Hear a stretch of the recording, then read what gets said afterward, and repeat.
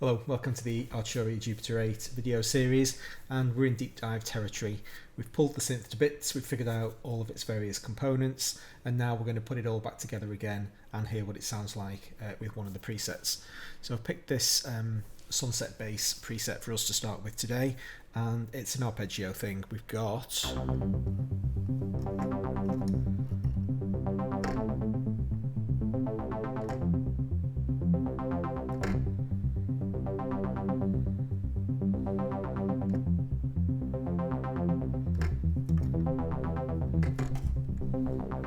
that kind of thing. Gorgeous. What a gorgeous sound. Let's figure out how it works. I'm actually going to start off on this one in the expansion modules, and we'll have a look at the Galaxy first.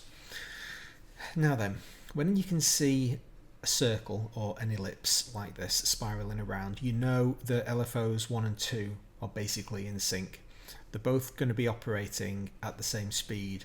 Now remember the kind of interface bug where we can't take for granted what these values are. We have to click them and kind of pretend to move them to find out what they actually are. So it's tempo divided by 4.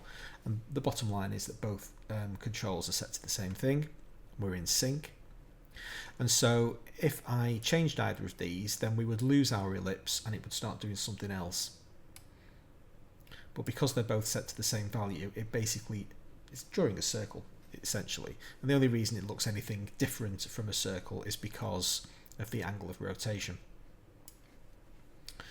So what's going on? Well, both Y and X are outputting to the VCF cutoff, which basically means that anywhere in 3 of the 4 quadrants there's going to be a potentially positive modulation.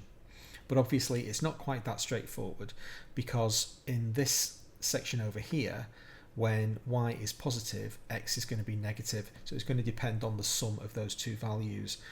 What that basically means is that the cutoff is going to be different essentially at all times. Just because X and Y are mapped to the same value with exactly the same settings in both LFOs doesn't mean that they're always going to be the same. That would be the case if it was a diagonal line that was being drawn, and that's not the case. So over here, for instance, at the point where my mouse currently is, that's an X positive but Y0 space. Here we've got both positive, that's Y0 X, sorry, Y plus X0, and now over here we've got Y positive and X negative. So the combination of those two values, those two modulations, are going to be combined to feed into the filter cutoff. Furthermore, the values of these controls themselves are different. So the Y output is having slightly more effect on the cutoff than the X. Now all of that is very scientifically correct, but that's we use our ears for this stuff. So if I temporarily turn both of the cutoffs off, just so that we can hear what the tone actually sounds like. Let's take it out of arpeggio mode as well. Let's just hear it as a simple polyphonic instrument. Okay, so that's the basic tone. And then when we introduce one of these filter cutoffs,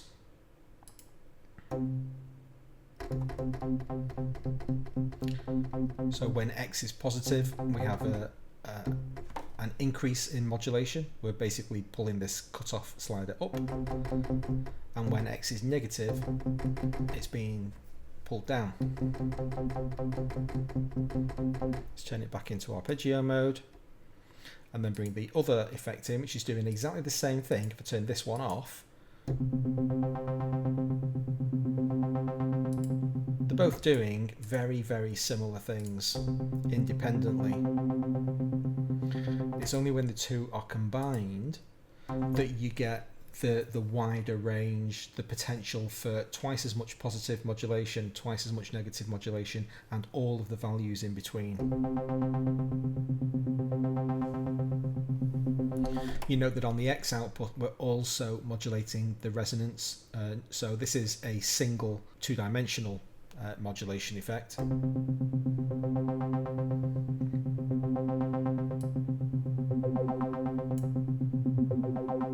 just accentuating it so that you can hear it a bit more clearly.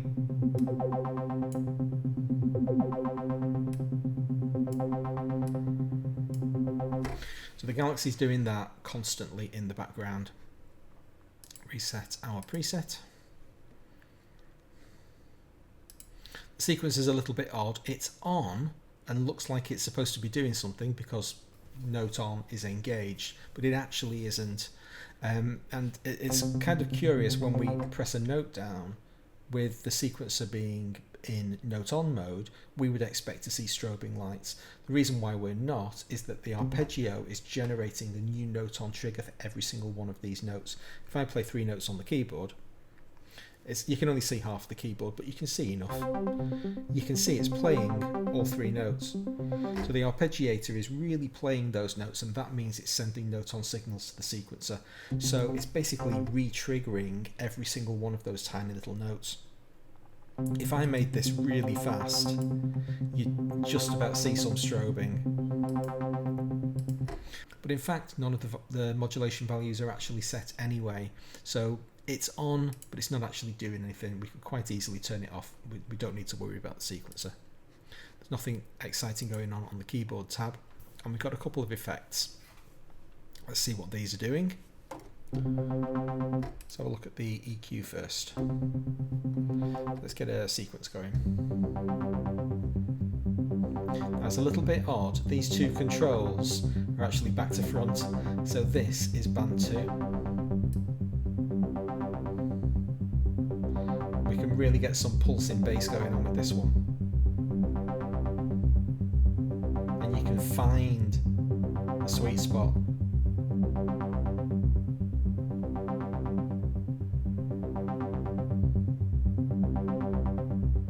Don't forget, all of these are capable of taking modulation sources, so you could send any control you want via like an LFO or one of the envelopes, outputs from the Galaxy. You can modulate these things in real time, but that's not what's going on this preset, so we won't go too deep. This control over here is absolutely ripe for some automation modulation.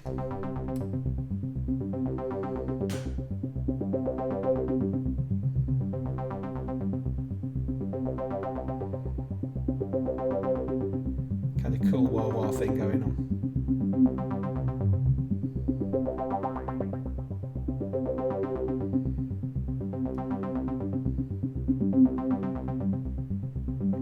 Really lovely. And then we've got a subtle little shelf at the top just pulling up the treble frequencies. It's not doing it that dramatically, just get back to the basic sound. And altogether that sounds like really quite a substantial fattening of the sound.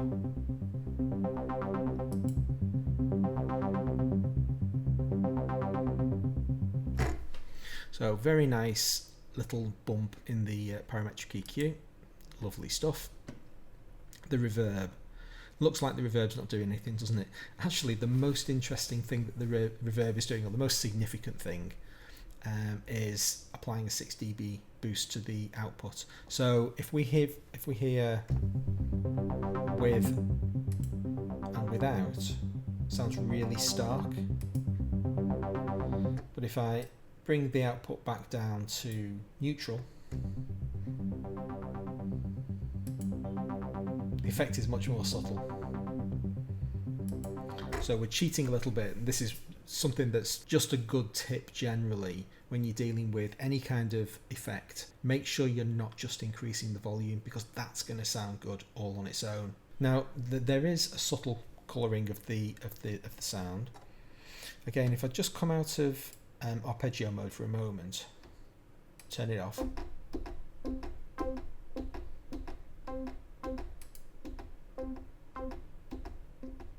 There's just, there it is. It's a very, very small reverb, and at higher levels it's not desperately pleasant, but it's just adding an extra little bit of thickening to the sound at 9%, Really nice, subtle effect. That's definitely a flatter sound. So I really like that. They've not gone too far. They've just coloured it a little bit, and it is an improvement. It's better with it than without, and that's all you really care about. Plus, it's giving it a massive, like, chunky volume boost as a cheat. So that's it for the outboard effects. Let's pull that away and have a look at the synthesizer itself. Obviously, we've got a reasonably brisk arpeggiator rate here.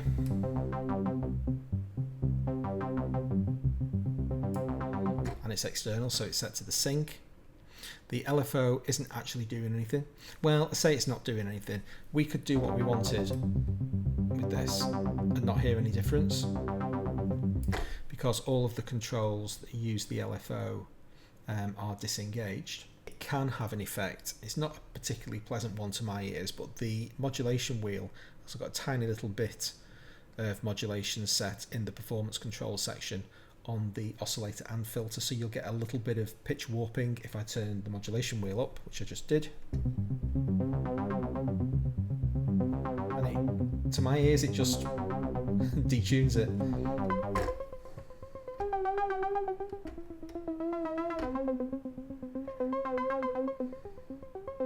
But I'm being very pitch prejudiced. Not something that I'm a big fan of, but there it is. So don't forget that the LFO is tied to the performance control section, so don't discount it completely. Nothing else exciting going on until we get to the oscillators, which are pretty straightforward. They're both triangle oscillators. We've got set to 16 and 8 foot, so you're getting that like tonal depth, but we've also got a tiny little bit of fine tune. I know I keep banging on about the subtlety of modulation settings, but it's absolutely where it's at. If you're too extreme with everything, you're just going to end up with a science fiction sound effect, whereas you just apply a tiny little bit of colour to these sounds, then they all add up to something that's thick and lovely. That tiny fraction of fine tune matters.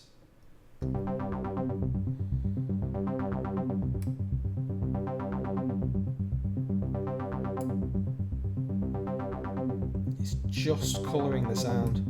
If I make it more extreme,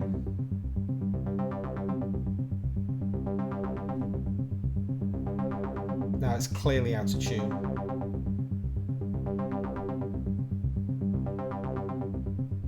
And around there, that sounded pretty nice to my ears. And they've gone even further than that to be very, very subtle indeed. But yeah, this fine-tune control knob is your friend. Be gentle with it. We don't have any HPF, and as we saw earlier, the Galaxy module is doing most of the heavy lifting with the filter. That's not to say that we can't then independently change that like core value. The Galaxy is going to carry on doing its thing, whatever you want it to do, but we can still edit the core setting.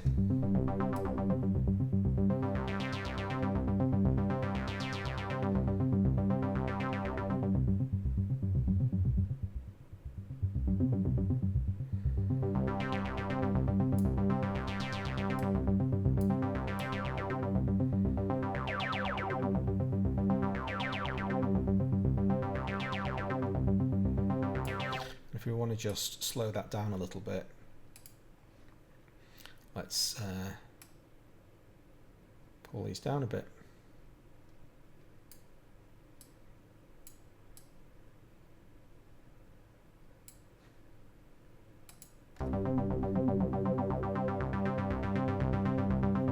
Now we've got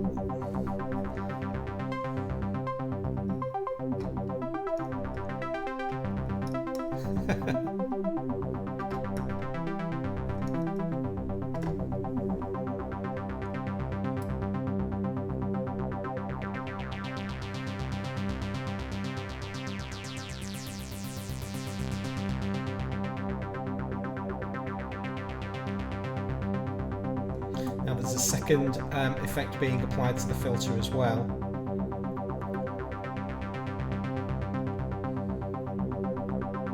We've got modulation coming from envelope 1 over here.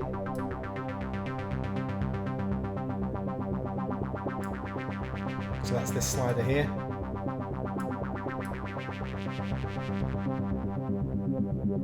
So that's the attack of the filter envelope.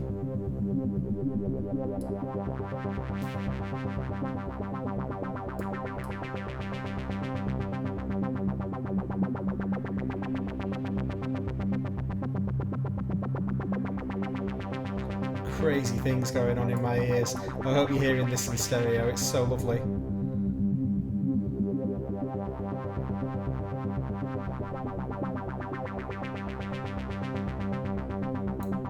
We've also got a very subtle key follow going on here. So on the low keys we've still got some brightness to the tone. Increase your key follow and you're going to lose that brightness. And at this level, the upper notes are going to be really, really bright.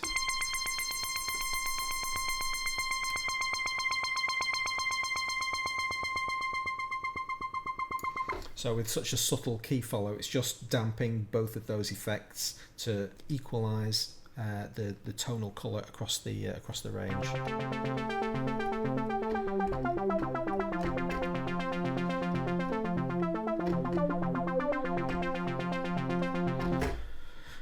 Fabulous stuff. Envelope 2 is being used for the VCA, so this is where we're getting our volume curve from. And we've got no attack, a fairly long decay down to nothing, so each of these notes is coming down to nothing. So if I pull this right back, we're just going to get a kind of pattering tap.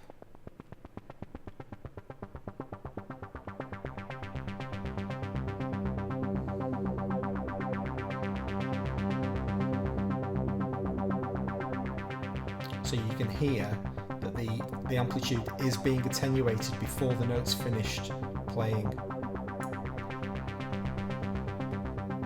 And obviously we're in 1 octave range here.